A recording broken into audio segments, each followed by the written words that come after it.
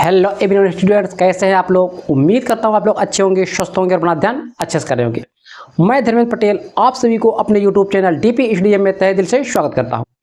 हम लोग पढ़े क्लास 10th NCERT में चैप्टर 8 त्रिकोणमिति का परिचय। हम लोगों ने क्वेश्चन नंबर 10 तक देख चुके थे। आज देखेंगे क्वेश्चन नंबर 11। देखो क्वेश्चन नंबर 11 क्या कह रहा है, बताइए कि निम्नलिखित कथन सत्य है या असत्य। कारण से अपने उत्तर की पुष्टि कीजिए। मतलब विद कारण भी बताना है सत्य असत्य के साथ।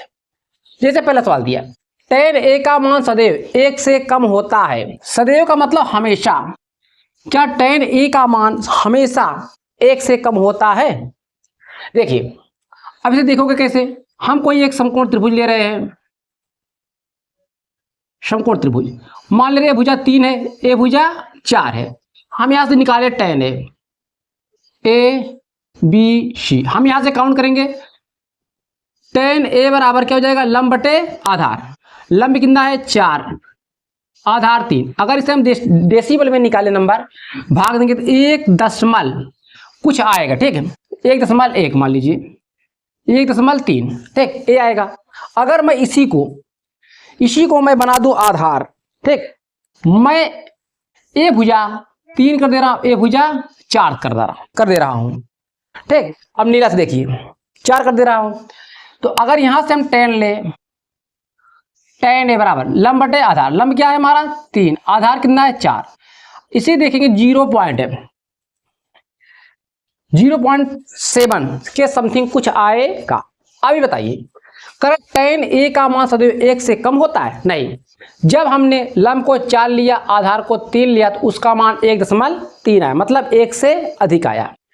जब हमने भुजा को आधार को 4 लिया और लंब को 3 लिया, तो उसका मान 1 से कम आया। तो बताइए क्या है, ये असत्य है। क्या है? असत्य है, असत्य है। ठीक, ये हुआ। दूसरा, कोण A के किसी मान के लिए से के बराबर 12/5 होगा। कोण देखिए, कोई भी समकोण त्रिभुज, जैसे ये समकोण त्रिभुज है, तो इसमें ध्यान दीजिएगा, जो भुजा कर्ण होती है सबसे लंबी होती है, उसी के बाद दूसरी, ये दोनों छोटी होती है कर्ण से। तो यहाँ पे तो सेक दिया है, सेक A बराबर 12/5। तो ये क्या होता है, कर्ण बटे आधार। सेक के बराबर क्या होता है, कर्ण बटे आधार, कर्ण बटे आधार। अब देखो, हमने बोला कर्ण हमेशा लंब और आधार से बड़ा होता है, इसीलिए कर्ण देखो यहां पर क्या है, कर्ण बड़ा है ना, कर्ण बड़ा है, आधार क्या है, छोटा है। ठीक, इसीलिए क्या है, सत्य है। क्या है, सत्य है, सत्य है। तीसरा देखो, काश ए कोण A के कोसेकेंट के लिए प्रयुक्त संक्षिप्त रूप है। मतलब काश का फुल फॉर्म आपसे पूछ रहा है। हमने पहले लेक्चर में आपको बताया है। तो काश का फुल फॉर्म क्या है, कोसेकेंट होता है? नहीं, ये असत्य है। क्या है, असत्य है, क्योंकि काश का फुल फॉर्म होता है कोसाइन। काश का फुल फॉर्म क्या होता है, कोसाइन। ये इसका फुल फॉर्म होता है, काश का फुल फॉर्म होता है। ठीक, इसीलिए क्या है, असत्य।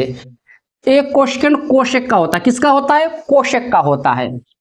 एक कोशेक का होता है, कोशेक का। ठीक है, काट और A का गुणनफल होता है, अर्थात जो एंगल निकाला जाता है।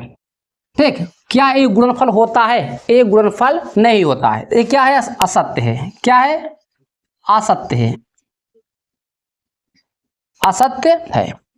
किसी भी कोण थीटा के लिए साइन थीटा बराबर 4/3 होगा। ठीक, देखो साइन थीटा बराबर क्या होता है,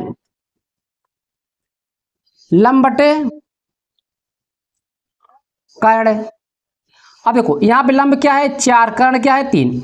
अभी हमने बताया कर्ण जो होता है, नोट कर लीजिए आप लोग, कर्ण आधार से बड़ा होता है, एक ग्रेटर दिन है। ठीक है, कर्ण लंब से बड़ा होता है। दोनों कंडीशन में कर्ण क्या होता है, बड़ा होता है। यहां देखो कर्ण 3 हो गया, लंब 4 हो गया, कर्ण क्या हो गया, छोटा हो गया, इसीलिए क्या है, असत्य है। क्या है, असत्य है। ठीक है, आपका ए प्रश्नावली खत्म हुई।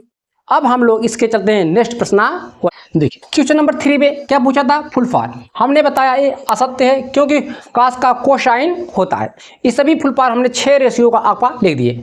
साइन का साइन ये लग जाता है, कास का कोसाइन, टेन का टेंजेंट, काट का कोटेंजेंट, सेक का को सीकेंड, कॉस का कोशेक का को सेकेंड, इसका फुल फॉर्म आता है। आपको 1 नंबर में बहुविकल्पी में पूछा जाता है। आप लोग अच्छे से पढ़ते रहिए, अपना ध्यान रखिए। मिलते हैं इसके नेक्स्ट प्रश्नावली में।